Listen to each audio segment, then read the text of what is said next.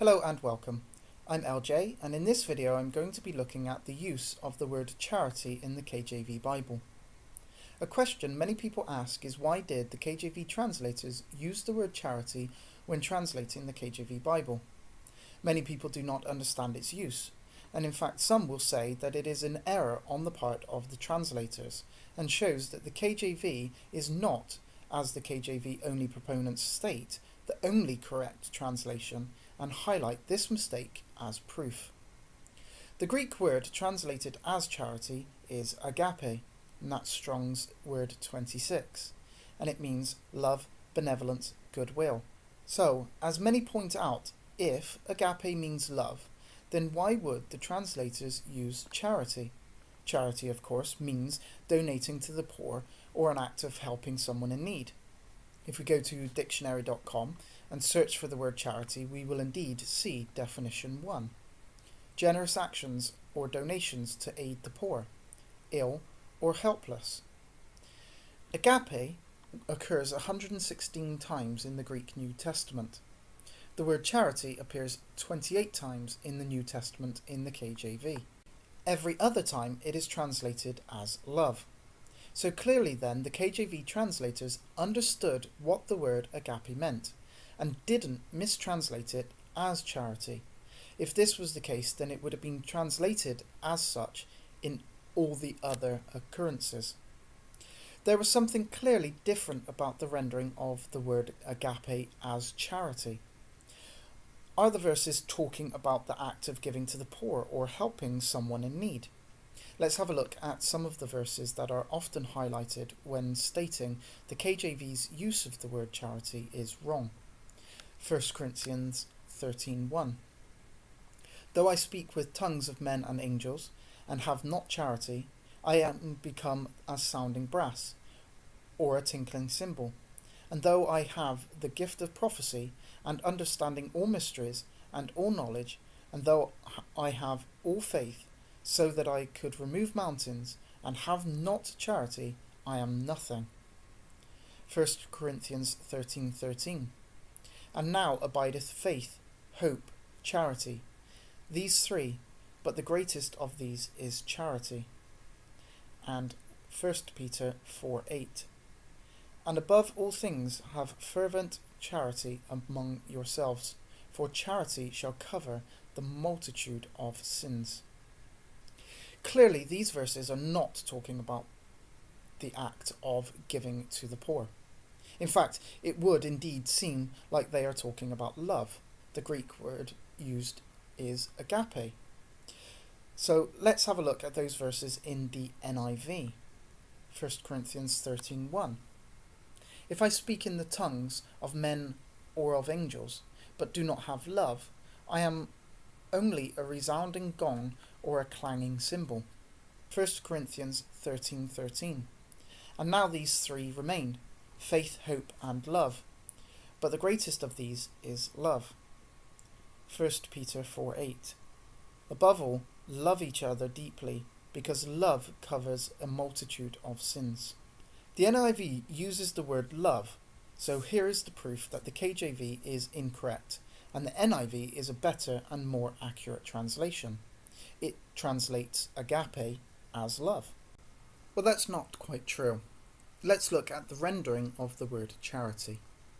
The use of the word charity always describes the love of a believer and another believer. It never is used when love between God and humans is in reference. Likewise, it is not used to show the love of a husband and a wife, or a parent and a child. Charity is used to distinguish between the love of believers and the other types of love. The English word charity comes from the Latin word caritas, which means Christian love. If we have a look at the word charity in the 1611 dictionary, when the KJV was translated, the first definition is, in a general sense, love, benevolence, goodwill, that disposition of heart which inclines men to think favourably of their fellow men, and to do them good. In a theological sense, it includes supreme love to God, and universal goodwill to men. Love is the first definition of the word. Although today the primary definition of the use of charity is donating to the poor, if we continue on down, we will see that one definition of charity is stated as Christian love agape. And if we have a look at that in the dictionary.com, we will see that definition number 7 is Christian love agape. Just because a word has a definition that seems to be its main or its only definition doesn't actually mean that it doesn't or shouldn't in fact mean something else. Now, if we go back to the definition of agape in Strong's, we will see that it states as its rendering, number 1, affection, goodwill, love, benevolence, of the love of men to men, especially of that love of Christians towards Christians, which is enjoined and prompted by their religion, whether the love be viewed as in the soul or as expressed. So a definition of agape is charity, and charity is also the definition of agape. So it would seem that there is a clear emphasis placed on love between believers, and charity, far from being incorrect, highlights this fact. Now I want to go back to and relook at two of those verses. 1 Corinthians 13:13. And now abideth faith, hope, charity, these three, but the greatest of these is charity. It is love as a Christian, a follower of Christ, that is the greatest, not simply love. You can love your car or your TV or a new pair of shoes. This love is not the greatest, and the KJV is distinguishing between them. 1 Peter 4:8. And above all things, have fervent charity among yourselves, for charity shall cover the multitude of sins. Now this is probably the verse where I think the word charity is needed to distinguish from love the most. When the verse simply says love covers a multitude of sin, how do we know what love is being referenced? I don't think the rendering love covers the sin means that Jesus' love covers the sin. I think it's a person's love for the sinful things that will cover the multitude of sins, meaning that the love for it will cover over their committing of it, as in hide their sins away from themselves. Through their love for the sin they commit, they hide it away as if it doesn't really count. But God does see. Charity is a much better definition. Christian love. The love Christ showed is what covers the multitude of sin. Jesus' love doesn't cover the sin of non-believers, but only those that believe in him. Therefore, it is not true simply to say love covers sin, but it is the love that the believer accepts that covers the believer's sin, and so it is important to distinguish between the two. Now, also, if charity is an incorrect translation of the word agape, and we should simply replace it with love, what do we do with 1 Corinthians 13:4? Charity suffereth long, and is kind. Charity envieth not.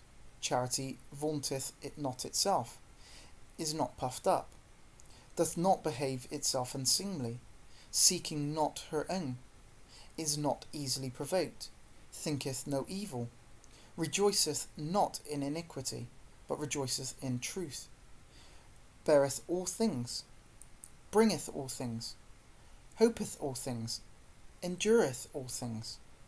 If we change the translation from charity to love like the NIV, we now say love thinketh no evil.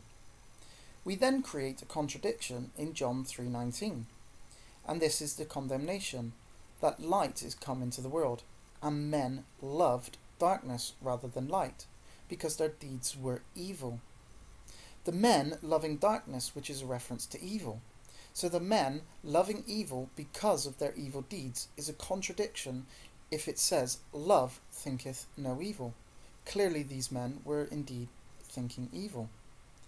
If love doesn't seek itself, what about Luke 6:32? For if you love them which love you, what thank have ye? For sinners also love those that love them. Again, creating a contradiction. There was no mistake in the translation by the KJV translators. The KJV's translation of the word charity is not only correct, it's actually important. Thank you very much for listening. I hope this video has been useful, and I look forward to seeing you on another video. God bless.